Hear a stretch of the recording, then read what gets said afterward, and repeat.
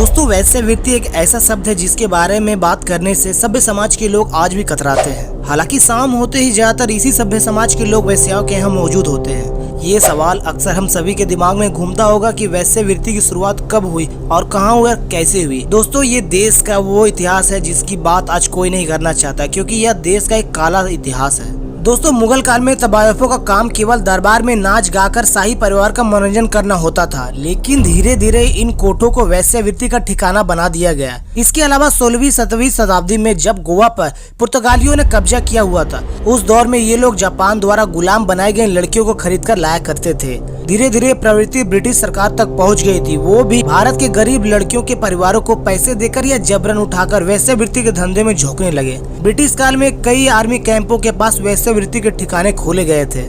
लेकिन दोस्तों आज हालत यह है कि देश के हर बड़े छोटे शहर में कहीं भी खुलेआम तो कहीं चोरी छिपे धंधा जोरों शोरों से चल रहा है। आज हम अक्सर देश भर में फैले इन रेड लाइट एरिया के बारे में सुनते रहते हैं। महाराष्ट्र, कर्नाटक के कई इलाकों में देवदासी बेल्ट की लड़कियां वैश्यावृत्ति से जुड़ी हुई है। इसके अलावा कोलकाता का सोनागाछी और लच्छीपुर, मुंबई का कामाठीपुरा, दिल्ली का जीबी रोड, आगरा का कश्मीरी मार्केट, ग्वालियर का रेशमपुरा आदि इलाके रेड लाइट एरिया भारत जैसे देश के लिए एक काला दाग जैसे है। लेकिन यहाँ सबसे बड़ा सवाल यह है कि इतनी सदियां गुजर जाने के बाद भी पुलिस प्रशासन और सरकार इस वैश्यावृत्ति के धंधे पर लगाम लगाने में नाकाम रही है। हद तो तब हो जाती है जब कुछ नेता या बुद्धिजीवी वैश्यावृत्ति को नियमित करने का या कानून वैधता दिलाने के लिए बहस करते दिखाई देते हैं। वही अभी की बात करें तो बांग्लादेश से पिछले एक दशक में 12 से 30 साल के उम्र के 5 लाख से अधिक लोग अवैध तरीके से भारत आ चुके हैं। करीब 50,000 बांग्लादेशी लड़कियां मानव तस्करी का शिकार होकर भारत हर साल पहुंच रही है।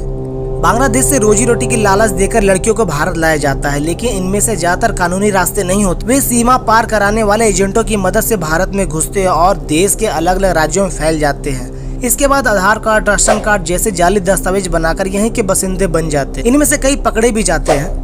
दोस्तों चोरी छुपे सीमा पार कर एक अनजाने देश में घुसकर नई जिंदगी शुरू करने का यह शर्त मुंह बंद करके माननी पड़ती। इसके बाद उन्हें सीमा से दूर पहुंचा दिया जाता है। चोर रास्ते से घुसी हुई लड़कियां जिस्म के जख्मों पर अपने सीने में छुपाए भीड़ में कहीं खो जाती है। अब वह एक नई इंसान है, नया परिचय, नया जीवन। दलालों के जरिए पैसे के बदले नया परिचय पत्र बनवा देता है। इस नई पहचान के साथ जैसा भी काम मिले उन्हें करना पड़ता है। अपने असल देश की यादें भी शायद धीरे धीरे मिट जाती है। बस याद रह जाते हैं वे ढके छिपे जख्म जिनके बारे में सिर्फ वही जानती है।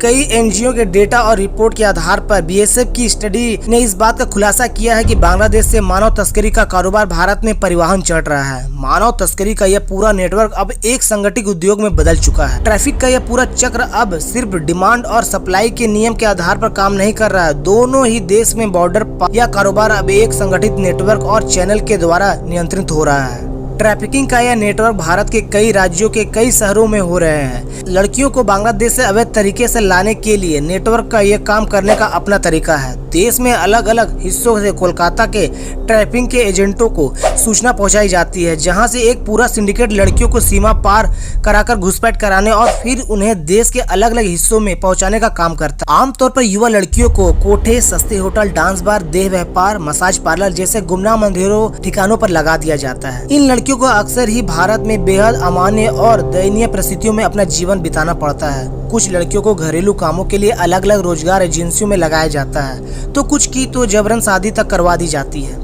महिलाओं का प्रयोग सेमी स्किल्ड और अनस्किल्ड मजदूरों के तौर पर भी देश में कई हिस्सों में किया गया है। बीएसएफ का दावा है कि ऑर्डर को पूरा करने के लिए दलालों का नेटवर्क बांग्लादेश की राजधानी ढाका में एक्टिव है। इनमें से 86% पुरुष दलाल है और 16% महिलाएं हैं। बॉर्डर से सटे बांग्लादेश के गांव में इन दलालों को आसानी से अपना शिकार मिल जाती। भारत में रोजगार और पैसे कमाने का लालच देकर गरीब लड़कियों और उनके परिवारों को लोग फंसा लेते हैं। बीएसएफ की रिपोर्ट के अनुसार ज्यादातर लड़कियां बॉर्डर से सटे गांव जैसे जोसेर, सतखीरा, गोजाडांगा, हकीमपुर से आती है। दलालों के द्वारा आमतौर पर इसी रास्ते का प्रयोग इसलिए किया जाता है क्योंकि वहां से भारत पहुंचना काफी आसान है। बीएसएफ स्टडी में यह बात सामने आई है कि बांग्लादेश के बॉर्डर सुरक्षा जवानों को ऐसे लड़कियों को अवैध ढंग से सीमा पार कराने के लिए अमूमन 200 से 400 टाका बांग्लादेशी मुद्रा दिए जाते हैं। रिपोर्ट में यह भी जिक्र किया गया है कि बीएसएफ की इनमें से भूमिका हो सकती है। ऐसे संकेत मिले नहीं, इस बात की संभावना हो सकती है कि बीएसएफ का जवान व्यक्तिगत तौर पर शामिल हो सकते हैं। तो दोस्तों ये लाचार बेबस लड़कियों के बारे में आप लोग क्या रहे कमेंट सेक्शन में जरूर बताओ और वीडियो को ज्यादा से ज्यादा शेयर करो। वीडियो अच्छा लगा तो वीडियो को लाइक करें और चैनल को जरूर सब्सक्राइब करें। मिलते हैं अगले वीडियो में, तब तक जय हिंद, वंदे मातरम।